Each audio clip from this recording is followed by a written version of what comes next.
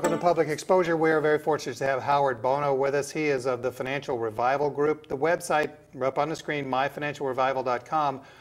What Howard is here talking with us about is our financial recovery, especially in light of the mortgage foreclosure crisis.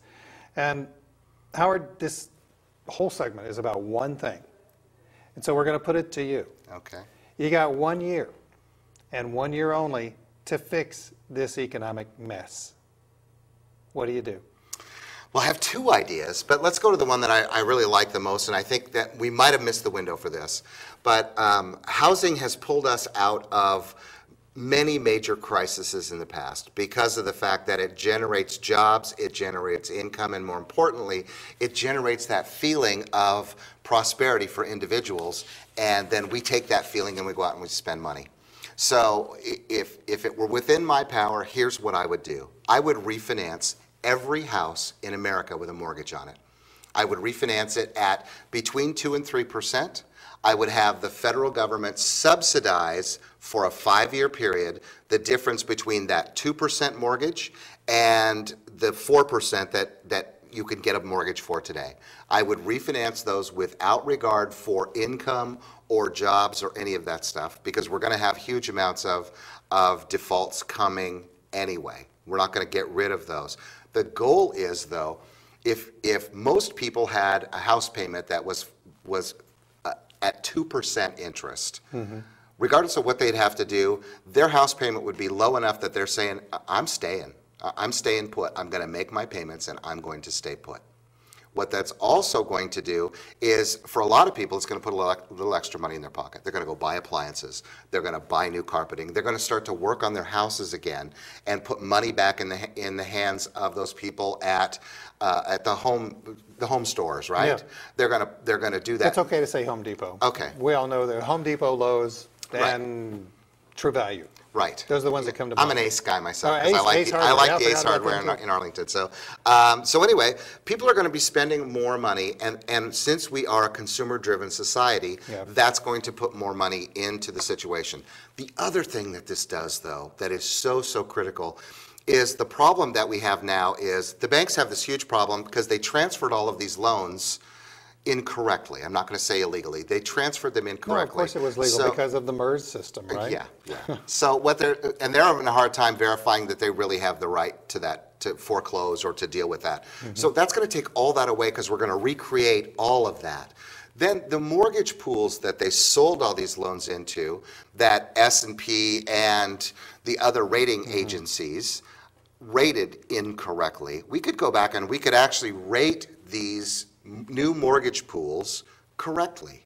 Wall Street will buy them if they are rated correctly, if they know that, hey, this has a much higher opportunity for default, much more likelihood for default, so we need to be able to make more money on that because there's going to be more risk. Right now, Wall Street and actually pension funds all over the world that have invested in these don't really know what they have. They think they bought mortgage-backed securities. Really, they just bought paper because there's really not any mortgages that are backing those. So you could rebuild all of those pools. So now you've got Wall Street investing in something that they really understand what they have. You have the American consumer that is now has a little bit of extra money and is saying, I don't care if my house is upside down. You know, forgive me, Howard, but I'm not hearing Paulson or Geithner have ever said anything like this. You didn't come from Goldman Sachs, did you?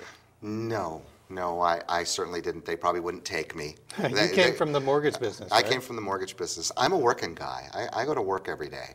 And what I'm looking at is just common sense solutions. The reason that this didn't happen is because we as individual homeowners don't vote as a block. We don't make huge campaign contributions as a block. Goldman Sachs does. Bank of America does. Citibank does. All of those groups that got these bailouts, they gave the bailout money to the people that the politicians can influence. They gave our money away. They gave our money. They need to give that money back in the hands of the individual consumer. And if they do that, the rest of this works itself out. Why would a bank not say, hey, this is a great idea? Because they'd get cash flowing again. I don't know why they wouldn't say it was a great idea.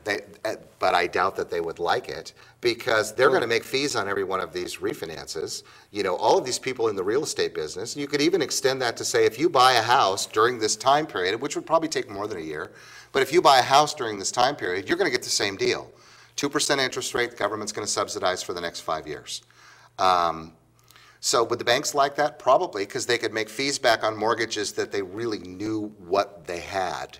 And right now, they're able to borrow money from the Fed at 0% interest. So they're going to make money. Exactly. Wow, who wouldn't want a guarantee like that? You don't have to sit in a room anywhere and come up with a strategy as to how we're going to make money. It's a gift. It seems to make sense to me. I floated this idea 3 or 4 years ago. I talked to, you know, our local and our elected officials here in the area, and basically, I'm a nobody. They didn't really give it any kind of serious consideration at all. I think it's a plan that would work because it solves many issues, and I've always been an advocate for the working guy, working America. And I've talked to people about this, and because people that we coach all the time that are upside down in their houses, and I said, if your house payment was, you know, where would it have to be for you not to worry about whether your house is upside down? Well, if my house payment was here, I wouldn't care because I like my house, I like my neighborhood, and I could afford that house payment even if I wasn't back to making as much money as I used to make. So I just stay put. So they could solve the problem in one fell swoop. They could have done it with the first stimulus program because I did some rough calculations, and it's about between $500 and $700 billion is what it would cost total for the program over a 5-year period.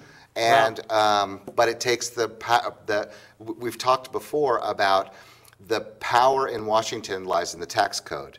It takes the power out of Washington, puts it into the hands of the people, and you have to trust the people that then are going to be able to move forward and do something with it. I have one more thing that I'd like to throw in on that. You got to be quick. You could even go one step further and to tell people you could defer your first 6 payments on your house if you did one of 2 things.